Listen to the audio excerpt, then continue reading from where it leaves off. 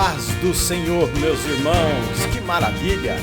Estou de volta mais uma vez para falarmos, comentarmos, meditarmos na Palavra de Deus através da EBD, que é a Escola Bíblica Dominical. Tive aí um imprevisto, vou justificar aqui, a aula de número 5, por não estar dentro dos parâmetros da comunidade do YouTube, ela foi suspensa, tiraram. Enfim, temos que respeitar. Eu creio que eu não usei nenhuma palavra ofensiva, creio que eu não peguei nenhum dado fictício, não. Peguei coisas concretas e pediram para mim corrigir e postar novamente. Mas se eu corrigisse, tirasse alguma coisa, eu estaria negando aquilo que eu realmente defendi como verdade. Então eu não poderia fazer. Por isso eu não regravei, por isso eu não postei de novo, porque senão estaria infringindo segunda vez a comunidade do YouTube. E essa não é a nossa intenção, de forma nenhuma. É falar a verdade com clareza, tendo a Bíblia como base e respeitando o direito da comunidade, que ela tem as suas regras também, tá? Então, por isso a minha justificativa de não gravar a aula número 5, que foi a número 6, que foi a desconstrução da masculinidade bíblica, porque eu estava muito ruim da garganta, ainda estou, peço perdão aos irmãos por não ter gravado, tá? Mas nós hoje não estamos muito bem, mas vamos gravar, porque ficar 2 sem gravar tá sendo difícil até para mim. Tô gostando de estar aqui com os irmãos. Vamos orar? Começar a nossa aula com uma oração? Querido e amado Deus, Pai eterno, mais uma vez, Senhor, estamos na Tua presença. Senhor, eu sou grato a Ti, Deus, por estar aqui mais uma vez, Senhor, gravando esta aula, abençoando as pessoas que nos ouvem, Senhor, gravando, Senhor, para louvar a Ti, Senhor, para transmitir a verdade com amor, com carinho, mas sempre a verdade, Senhor. Ilumina, Senhor, as nossas palavras, os nossos passos, Senhor. Nós te pedimos nesse momento, Deus, a Tua graça, a Tua direção do Espírito Santo. É a oração que nós fazemos abençoando a cada ouvinte em nome do Senhor Jesus. Vamos para a nossa aula? Aula de número 7, 13 de agosto, a desconstrução da feminilidade bíblica. Estamos no 3º trimestre, né? Já se preparando para ir para o 4º trimestre. Desconstrução da feminilidade bíblica. Essa é a nossa aula do dia 13 de agosto. E já quero deixar aqui um feliz Dia dos Pais a todos que estão nos assistindo, tá? Que Deus abençoe grandemente a sua vida, papai que nos assiste, e a todos vocês aí, papais novos, os de mais idades, os que vão ser papai, que de repente a mãe já está gestante. Deus abençoe a cada um. Vamos então para a nossa aula, dando início já com o nosso texto áureo, que está em Provérbios 31 e 30. Enganosa é a graça, e vaidade a formosura. Mas a mulher que teme ao Senhor, essa será louvada. Então, se eu me esconder e cortar o som um pouquinho, é porque eu fui dar uma tossidinha e já voltei. A garganta não está boa, mas nós vamos insistir um pouquinho. Nossa verdade prática, ela diz o seguinte: a mulher foi criada para cooperar com o homem. É mais do que isso, tá? Deus lhe confiou a dádiva da maternidade e função de ser esposa e auxiliadora. Então essa é a função da mulher. E nós homens aprendemos na aula passada sobre a nossa função. E uma delas é amar a esposa como Cristo amou a igreja. Quem pensa que nós somos machistas, de forma nenhuma. Se você acha que a Bíblia é um livro machista, eu te dou um exemplo. Jacó trabalhou 7 anos pela sua esposa, Raquel, ganhou a Lia, que não era Raquel, depois trabalhou mais 7 anos. Um homem que dedica 14 anos da sua vida trabalhando em função de querer casar com a mulher, é muito difícil acreditar que ele seja machista, né? Vamos em frente? A lição dessa semana nós veremos que, querido professor, querida professora, que os tempos modernos, a figura da mulher, de acordo com a perspectiva, né, das Escrituras Sagradas, tem sido desconstruída por parte do ativismo feminista e também da ideologia de gênero. Então, essas duas áreas ela vêm atacando a feminilidade bíblica e a masculinidade bíblica, e já justificando aqui, falando o meu pensamento, a minha posição. Cada um pode ser o que quer, sim. Deus deu essa liberdade de escolhermos o que queremos ser. O que nós não aceitamos é que imponha isso a nós. E nós não vamos deixar de pregar o que nós temos por verdade, que é a Bíblia Sagrada. Então essa é a nossa posição. Por isso nós falamos aos santos o que é a feminilidade bíblica e que vem tentando ser desconstruída. Palavra-chave: feminilidade, qualidade ou caráter de mulher, atitude feminina, né? Feminidade, o sexo feminino. Isso é uma explicação dentro de um dicionário, que o dicionário, bom, de acadêmico, enfim, nas escolas onde for procurar, você vai encontrar essa definição. Antes disso, deixa eu dar-lhe uma explicação, trazer a você a identidade de gênero à luz da criação. Então nós temos Gênesis 1, 27, ele diz: Deus os criou macho e fêmea. Deus, em sua sabedoria e poder, ele cria o ser humano.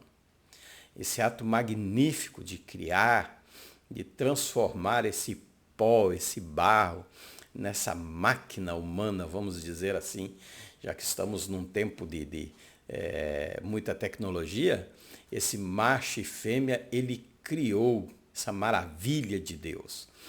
E dentro, para que você possa entender a importância, quando ele diz em Gênesis 1, 26, façamos o homem, ele está se referindo ao ser humano, Adão.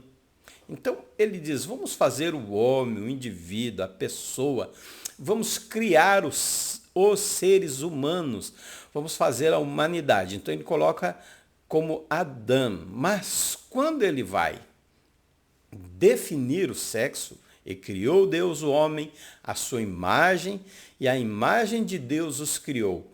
Macho e fêmea os criou. Então, quando ele vai definir quem é macho, quem é fêmea, são palavras diferentes. Zacar e Nekevá. Macho e fêmea. Então, ele define raça humana, homens e mulheres junto, Adão. Macho e fêmea, ele define Zacar e Nekevá. Quando ele escreve, quando é escrito, né, em Gênesis 2 e 24, portanto, deixará o varão, homem, ish, masculino, contraste com mulher, feminino, seu pai e sua mãe, e apegar-se à sua esposa, mulher, e apegar-se à sua mulher, ishá, mulher, oposto do homem, de masculino, e serão ambos uma carne. Então ele dá 3 palavrinhas diferentes definindo humanidade, definindo macho e fêmea, homem e mulher, justamente para não haver confusão. Nessa conjuntura aí, as implicações, né? Jesus demonstrou ao juntá-las em Gênesis 2:24 um pronunciamento, uma profecia futura, né? Coluna gêmeas do matrimônio, que lá em Marcos ele vai dizer a mesma coisa. E nós entendemos, definir a humanidade como bissexual, macho e fêmea, é fazer cada parte um complemento da outra. É antecipar a doutrina que já lá no Novo Testamento Jesus diria novamente. Então nós temos aí uma definição sem erro nenhum. E eu diria que a solução ou a explicação dentro de um âmbito científico é anatômico. Eu tenho o que a minha esposa não tem. E ela tem o que eu não tenho. E tanto juntando eu com ela, nós nos completamos um ao outro.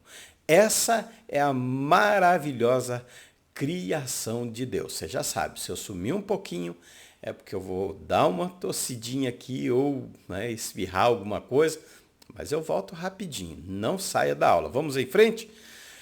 Segundo, propósito de Deus para a mulher. Olhe bem, 2:18 ele diz, e disse o Senhor Deus, não é bom, não é bom. Tudo que ele cria, ele diz tov, quer dizer bom em hebraico. Mas quando ele termina a criação toda, que ele coloca Adão cuidar, ele diz tov meod, quer dizer muito bom.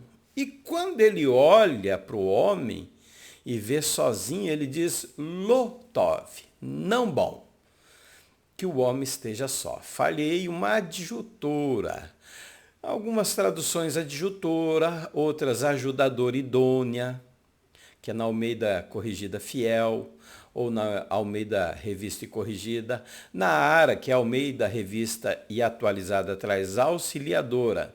Vou dar-lhe uma ajuda que lhe seja adequada. Quando nós vemos a palavra auxiliar no propósito local, que era o quê? De guardar o jardim, que era a função do homem, e cultivar, esse era o propósito local dele. E o propósito universal de dar nome a todos os animais. Então ele precisava de uma ajuda, de um auxílio. Só que só pedimos auxílio a quem é mais do que nós. Mais forte, mais resistente, mais competente, claro, com certeza. Então dizer que a Bíblia é um livro machista, já há como diz assim, uma controvérsia nesse auxiliadora, né? Nós vamos entender por que essa controvérsia. Só um minutinho. Não, tá tudo tranquilo. Então, Ézer, de Gênesis 2:18, diz ajuda, auxílio, socorro, auxiliar, assistente. Então, vou fazer uma ajuda, vou dar uma ajuda, vou dar um auxílio. É isso que Deus estava propondo para o homem.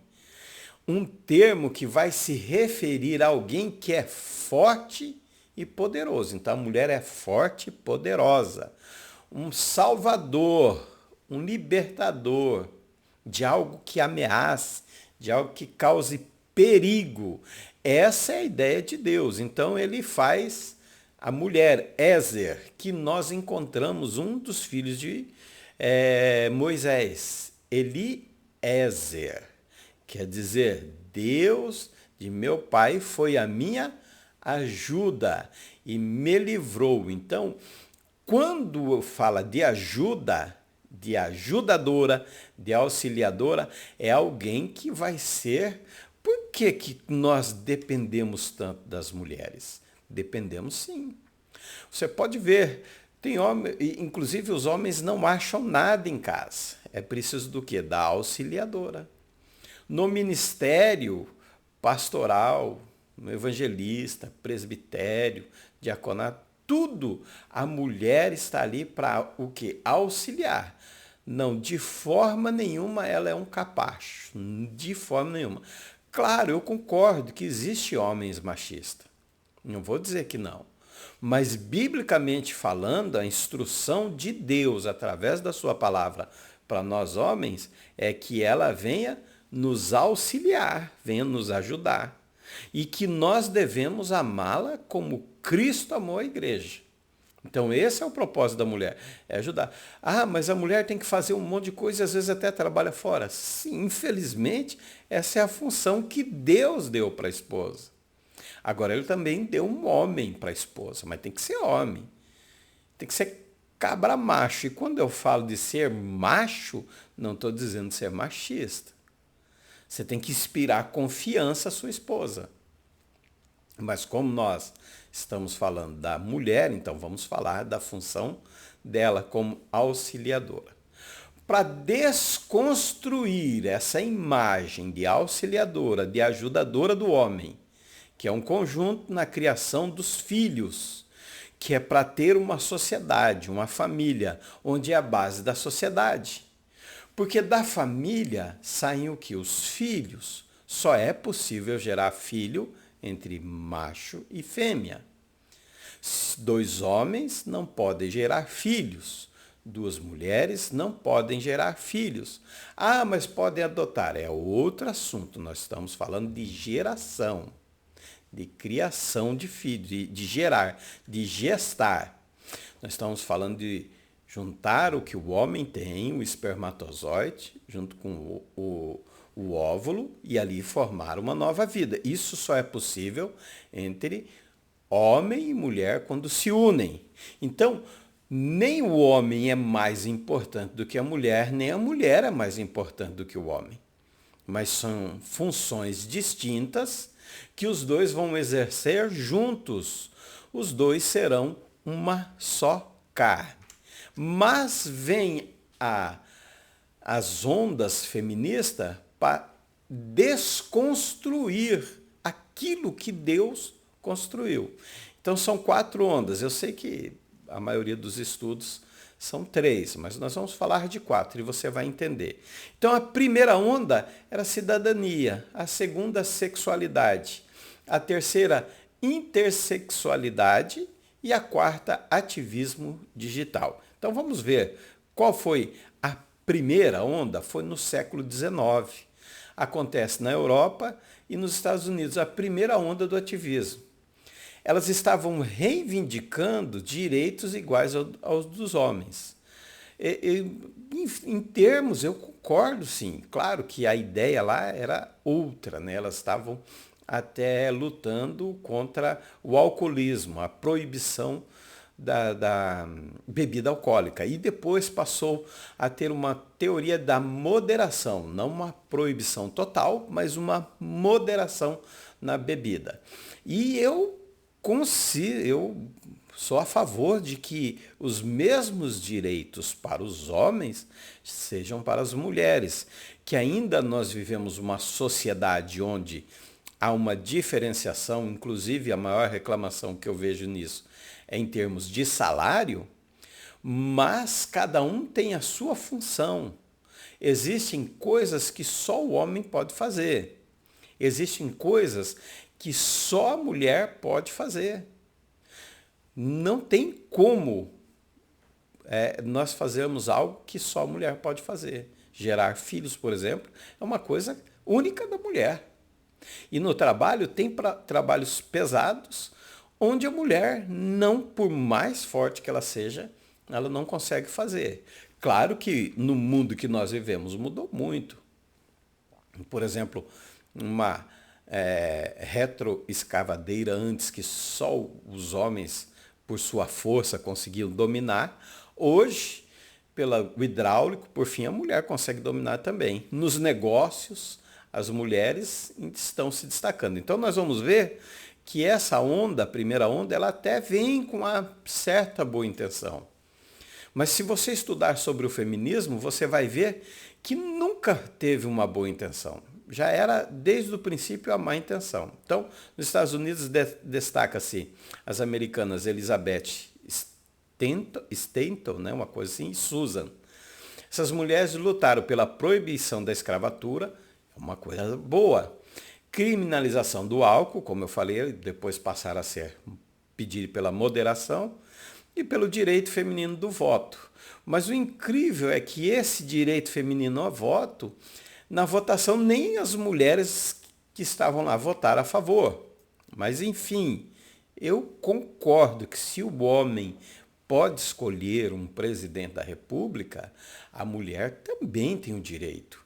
Se o homem pode votar para um prefeito da cidade, a mulher também. São direitos iguais e não vejo nenhum problema nisso. O problema é que a primeira onda, né, ela começou a pontuar que não demorou muito, começasse a falar sobre sexo também. Tem assunto sexual que precisamos tratar mesmo. Mulher não é objeto que simplesmente o homem vai lá, usa para os seus prazeres e faz o que quer. Não, não é dessa forma. Mas elas passaram a pontuar assim. A cruzada para trazer o controle, daí já começou, controle da natalidade, aborto seguro, né? Então já começa a emancipação do próprio corpo, defesa da eugenia, da esterilização compulsória, dos inadequados. Então já começa a desvirtuar o princípio, que era a igualdade. Elas já passam a ter outros assuntos que vêm desconstruir, inclusive até a negação da maternidade.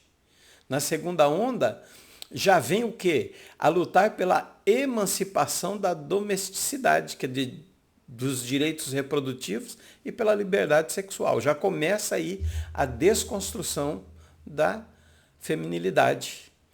E depois, a Mística Feminina de 1963, né, obra publicada pela americana Beth Friedan, as mulheres são incentivadas a abandonar os deveres do lar e a seguir uma carreira profissional fora do ambiente doméstico. Quer dizer, elas teriam que abandonar a vida do lar para seguir uma carreira profissional. E nós vemos que a mulher virtuosa de Provérbios 31:10, ela vai além desse pedido. Vocês vão ver.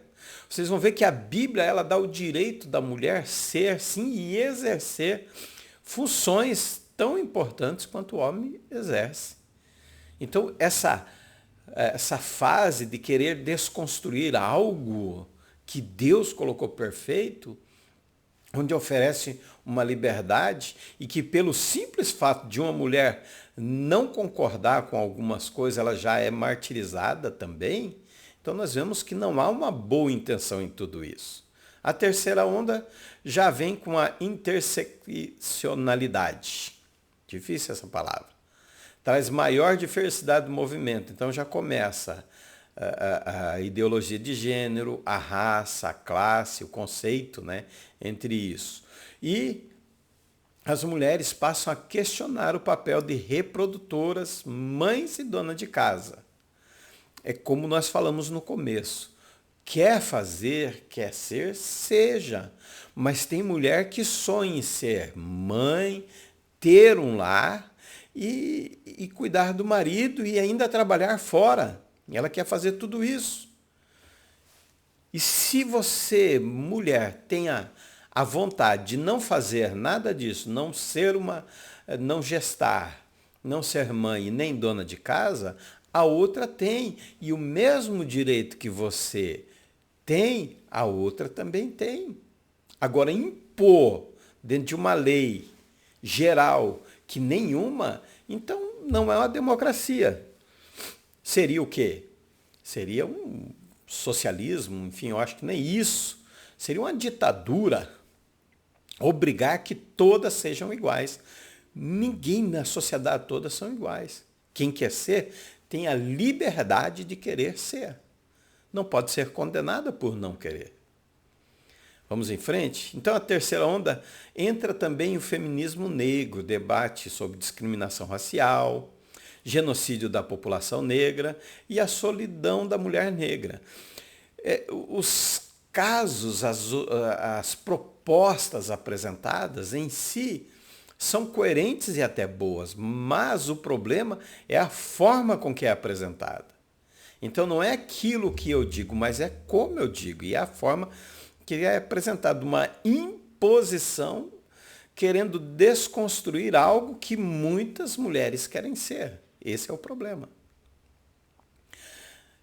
E ainda na terceira onda começa a surgir os primeiros núcleos de estudo no âmbito da faculdade, do meio acadêmico, né, por assim dizer. A quarta onda já afirma, né, uma parte daí afirma existir, que é pelo uso das redes sociais, organização, conscientização e manifestação dos ideais feministas usando as redes sociais. Claro que não há nada escrito sobre isso, não tem nenhuma teoria afirmada, mas alguns já admitem que essa seria a quarta onda do feminismo. Então nós encerramos aqui, onde eles estão tentando desconstruir. E eu quero trazer para você a mulher virtuosa de Provérbios 31:10. Essa mulher, ela tem a doçura, né, de uma moça e a força de um gigante. Ela tem a sabedoria do mestre e a destreza de um guerreiro. A desenvoltura de um perito governante, que ela pode governar, e nós temos governantes do sexo feminino, e o amor de uma mãe cheia de afeto. Não é porque ela é uma governadora do estado do Paraná, por exemplo, onde é o estado que eu moro, que ela vai precisa deixar de ser mãe. Se ela não quiser ser, tudo bem, mas se ela quiser, ela vai ser. Ela tem o desempenho de uma empresária bem-sucedida, mas a meiguice de uma esposa afetuosa. Ela chega na empresa e dita as ordens, ela manda, ela organiza, ela faz. Mas em casa ela é uma esposa afetuosa, amorosa, carinhosa. A integridade dela, Provérbios 31:11, ela é o alicerce da vida conjugal. Ela é uma mulher confiável. A sua conduta é ilibada. Sua devoção ao casamento é integral. Ela não dispõe os seus olhos para outros homens. Todos os seus afetos são endereçados ao seu marido e, por que não dizer, aos filhos. Então ela tem uma integridade. As pessoas sabem que ela é, como a Bíblia diz que tem homens de verdade, ela é uma mulher de verdade e não há vergonha nenhuma em ser uma mulher de verdade. A estabilidade emocional, ela é amável no trato, doce nas palavras, mas firme nas atitudes, nobre no caráter. Ela abençoa o marido todos os dias. Ser doce nas palavras, amável no trato, firme nas atitudes. Não é aquela mulher, ai, eu amo meu marido. Não, mas ele pede para fazer, eu tenho que obedecer, eu tenho que ser submisso. Não entenda, não confunda, não tem uma ideia errada de submissão, tá? Submissão não é ser capacho. Amável no trato não é ser pisada. Doce nas palavras não é ter medo do marido. Não, não é dessa forma. Ela é firme nas suas atitudes. Ela direciona a vida do marido. Ela ajuda. Ela não só tem um sucesso, mas o sucesso dela é junto com o seu esposo. A disposição da mulher. Ela é proativa, ela é dinâmica, ela é alegre. Não, ela não fica parada. Ela não se contenta quando é simplesmente ela não é preguiçosa, é isso que eu estou querendo dizer. Ela não é preguiçosa. Ela não é parada, não, ela sempre está fazendo alguma coisa. Ela não só trabalha em casa, ela também trabalha fora de casa. Ela não busca só o sustento de casa, ela busca fora. Nós vamos ver isso. Então a mulher, ela é proativa, diz aqui, ó, busca lã e linho e trabalha de boa vontade com as suas mãos. Não, ela não diz, tem que ser uma dona de casa. Não, não é dessa forma que ela é proativa, ela é dinâmica. Como um navio mercante, ela busca a solução não apenas no lar, mas fora do lar, além das fronteiras. Ela trabalha fora, sim. E não é um pedido das ativistas do ativismo feminino, não é. É já de antes, ela já tinha essa função. Não é algo novo, não é algo recente. Não, minha avó trabalhava na roça e cuidava da casa. Ela já era uma mulher virtuosa.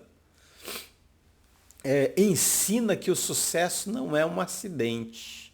Ela mostra para o marido, olha, ela ensina os filhos, ela é um exemplo. O 15 diz, olha, levanta mesmo à noite para dar de comer da casa e distribui as tarefas da serva. Não, é planejado. Não é um acidente, não foi o acaso. O sucesso dela não cai de paraquedas, de forma nenhuma. O empreendedorismo. A mulher virtuosa, ela sabe tomar suas próprias decisões. Tem a independência para pensar e liberdade para agir. Não é uma esposa do machista de forma nenhuma. Inclusive, ela tem o apoio do marido. Ele não é preconceituoso. E ela não é uma feminista rebelde. Não, ele não é. Ele não é nem machista preconceituoso e nem ela é uma feminista rebelde. Não. Os dois trabalham junto. Ela é empreendedora. Por quê? O 16 diz, examina uma propriedade, adquire-a, planta uma vinha com o fruto de suas mãos. Ela empreende, ela investe. Ela sabe onde investir.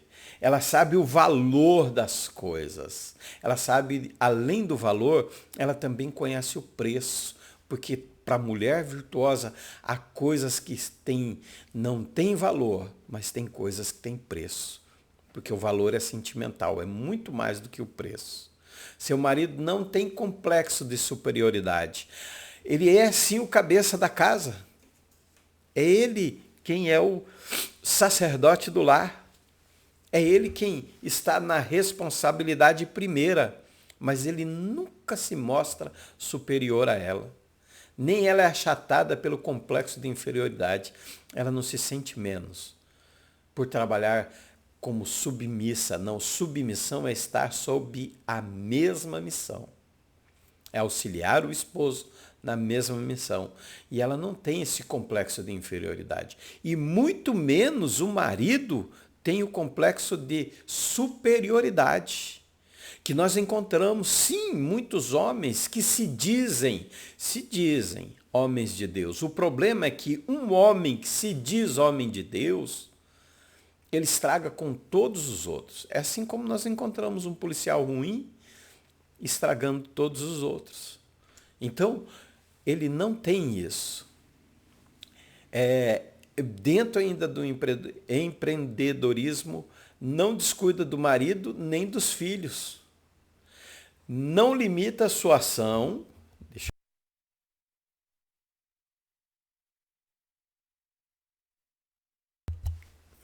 Foi rapidinho, né? Nem limita, não descuida do seu marido, não limita a sua ação apenas no âmbito familiar. Então, a ação dela, eu vejo assim, a ação dessa proposta de dar a liberdade para a mulher, mas a explicação que eu estou trazendo aqui de uma mulher biblicamente falando, e eu não estou falando de uma mulher dos tempos de hoje, não, eu estou falando de uma mulher de muitos anos atrás, com as características de uma mulher de hoje. Isso que é maravilhoso na Bíblia. Ela é tão atual quanto a notícia de amanhã que vai sair. A Bíblia já é mais atual do que a notícia de amanhã. O cuidado físico, muitas mulheres se lançam com tanto entusiasmo nos projetos da vida que esquecem de si mesmas. Lutam por tantos direitos que acabam se descuidando de você mesmo. Não cuida da sua beleza exterior, interior, não cuida do seu físico, não cuida da sua saúde, não cuida do seu esposo, não cuida nem de si mesmo. Mas a mulher no 31:17 ela diz assim, ó, cinge os lombos de força e fortalece os seus braços. Há um cuidado com ela. Há um cuidado com os filhos, há um cuidado com o marido, mas há um cuidado com ela mesma. Ela trabalha árduo, ela demonstra habilidade, 18 e 19, para manter os negócios da família em constante crescimento. Ela administra bem o negócio lucrativo. Ela vê a boa vê que é boa a sua mercadoria, a sua lâmpada não se acende, não se apaga de noite, estende a sua mão ao fuso, as suas mãos pegam na roca. Ela sabe trabalhar, ela sabe manter os negócios da família, ela sabe manter a produtividade da família. E digo mais, às vezes ela faz isso sem trabalhar fora e a família é produtiva. A mulher virtuosa, ela não tinha olhos apenas para si, apenas para o marido, apenas para os filhos, mas também ela tinha olhos para os aflitos e necessitados. A sua ajuda não era só física, ela dava sim o de comer, o de vestir, mas ela tinha uma palavra de amor, de sabedoria. As suas iniciativas, precavida nas ações, antecipa soluções e não é preocupada. Mulher que se preocupa, ela sofre antecipadamente. Ela era previdente. Vejam como que uma mulher com todas essas qualidades, ela não vai ter o mesmo direito do homem. Tem o mesmo direito, mas sempre vou dizer, há coisas que o homem tem que fazer. O governo da casa é dele. O sacerdócio do lar é ele e precisa tomar essa posição. Precisa mostrar para sua filha e para o seu filho o que é ser um homem da casa, um homem de Deus. Ela precisa mostrar a mulher virtuosa, ela vai ser um exemplo para a sua filha. A visão de comércio, olha, desde a Revolução Industrial, elas se destacam na sua capacidade, até hoje. Até hoje as mulheres se destacam em empresas e por homens machistas que não conhecem a Bíblia, não conhecem o poder de Deus, não conhecem a palavra de Deus, às vezes podam o sucesso dessas mulheres. Aí provocam sim a revolta em um ativismo onde querem condenar todos os homens por isso. Não. Mas as mulheres vêm se destacando desde a Revolução Industrial, elas têm altos postos no campo da política, no campo da indústria, ocupam grandes chefias de multinacionais. Mas isso já acontecia com a mulher virtuosa em Provérbios 31:10. Ela já era assim. Então não é uma coisa recente. O 24 ele diz assim, ó, a força e a honra são seu vestido. Os panos de linho fino, faz panos de linho fino e vende-os. Entrega cinto aos mercadores. Fala de produção, de grande produção, aos mercadores, no plural, não no singular. Os valores. Ela cultiva a beleza física, mas valorizava a beleza interior. Cuida da alma, mas também do seu corpo. Investia na beleza do seu caráter muito mais do que na beleza da sua aparência. Não era uma dondoquinha, não, com roupas de grife e bons modos. Não, não era só isso, não. Ela cuidava tanto do exterior quanto do interior. Ela valorizava o seu caráter, os seus valores morais. Essa é a mulher virtuosa.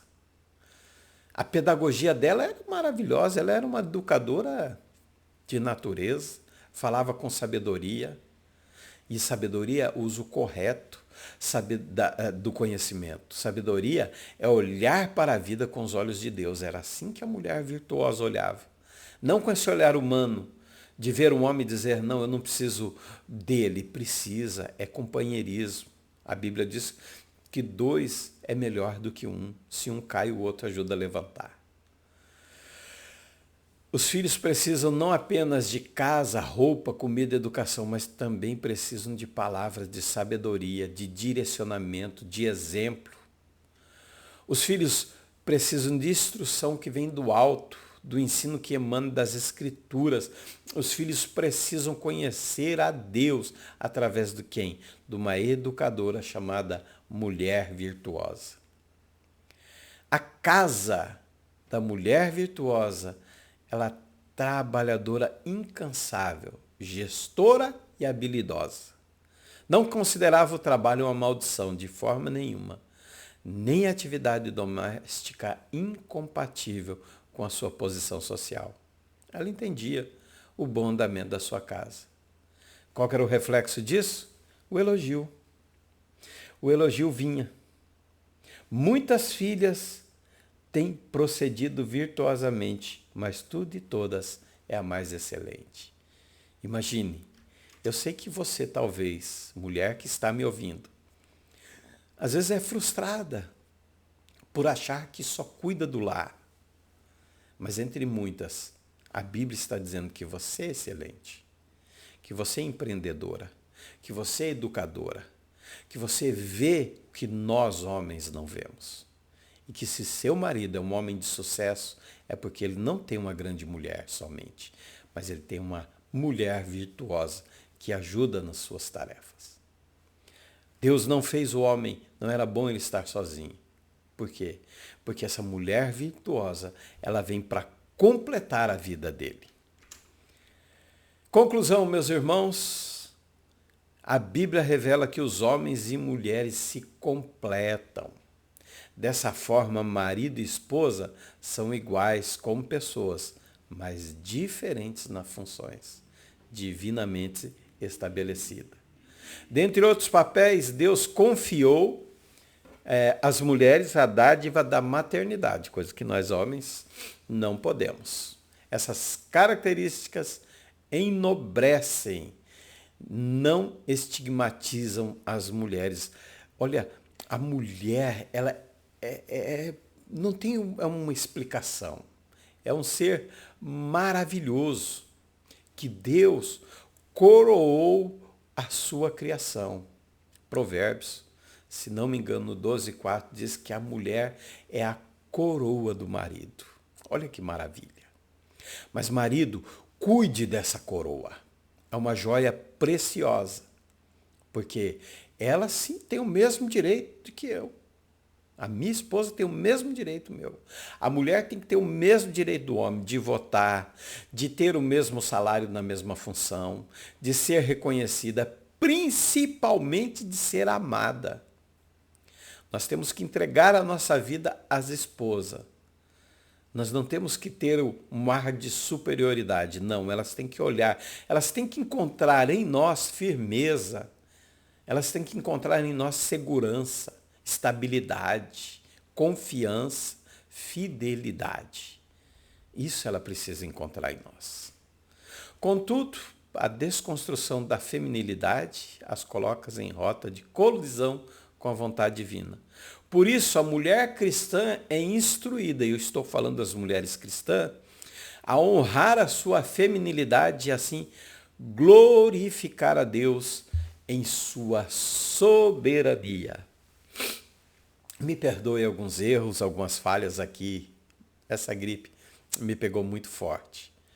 Mas eu quero dizer a você, mulher cristã, 1 Coríntios 15:58, sede firmes e constantes, porque o vosso trabalho todo, no lar, fora do lar, na igreja, cuidando do esposo, dos filhos, não é vão no Senhor. Eu quero orar por você, mulher. Eu quero orar por todas as mulheres, para que Deus dê graça, dê força para vencer os desafios desses ataques contra essa sua vontade de ser uma mulher cristã, uma mulher de Deus. Que Deus venha te dar força. Vamos orar? Feche seus olhos. Querido e amado Deus, mais uma vez, Senhor, na tua presença, eu estou aqui intercedendo, Senhor, por essas mulheres maravilhosas, Senhor, e principalmente pela minha esposa que o Senhor tem colocado na minha vida, que tem cuidado de mim, dos meus filhos, da casa, que é empreendedora, que governa bem a casa também, Senhor, que administra bem o lar, a mulher sábia que o Senhor tem me dado, que edifica o meu lar, Senhor. Pai, eu quero orar por essas mulheres que sofrem, Deus, às vezes pelo machismo de um marido incompreensível, que não tem uma visão espiritual, Senhor, da sua função.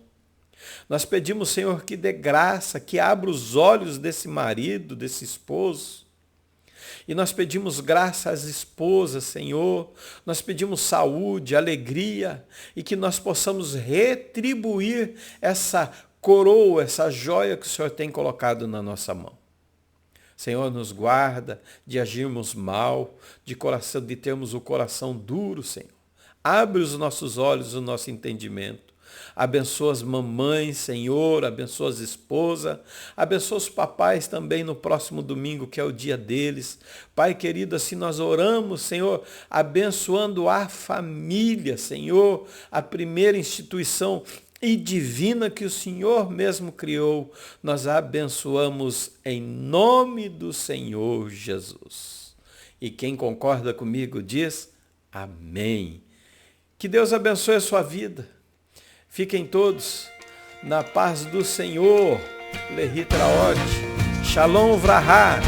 Até a próxima, se assim Deus nos permitir. Deus abençoe sua vida.